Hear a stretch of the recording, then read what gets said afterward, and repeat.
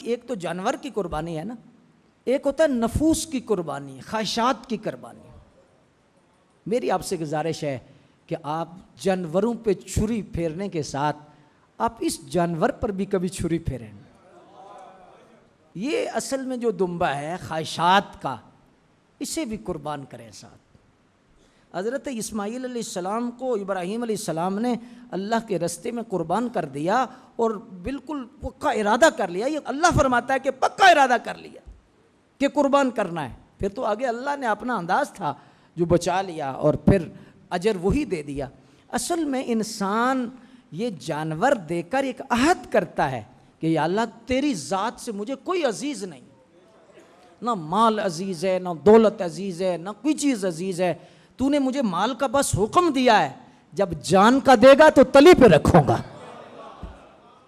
تو اصل میں یہ فلسفہ ہے کہ یہ ایسے عشق و محبت کی داستان ہے، اللہ سے ایک تعلق کو مضبوط کرنے کا ایک طریقہ ہے، اور اللہ تبارک و تعالیٰ کے تعلق کا ایک اظہار ہے قربانی، کہ اس میں ہزارہ قربانیاں پوشیدہ ہیں، کہ جب آپ مال کی قربانی دے رہے ہیں تو جان کی قربانی کا آپ ارادہ کر رہے ہیں اور اللہ سے عہد کر رہے ہیں۔ یہ تو اس کا کرم ہے کہ جب لے، لیکن بندہ تو کہتا ہے جب تو لے تو میں تو حاضر ہوں، لیکن ساتھ اگر اپنی خواہشات کی بھی قربانی دی جائے کہ نفس یہ چاہتا ہے یہ کرو یہ کرو یہ کرو یہ کرو، اور اللہ چاہتا ہے یہ نہ کرو، تو اب جانوروں کی قربانی کے ساتھ اصل میں قربانی یہ ہے کہ ہم خواہشات کی بھی قربانی کریں،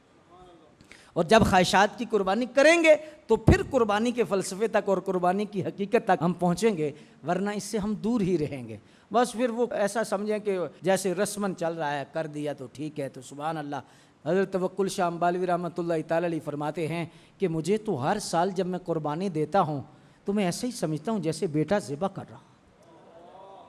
دمبا نہیں ذبح کر رہا، میں تو بیٹا ذبح کر رہا۔ اللہ تبارک و تعالیٰ کے نزدیک اصل ہے کہ خواہش اس کو ذبح کرنا،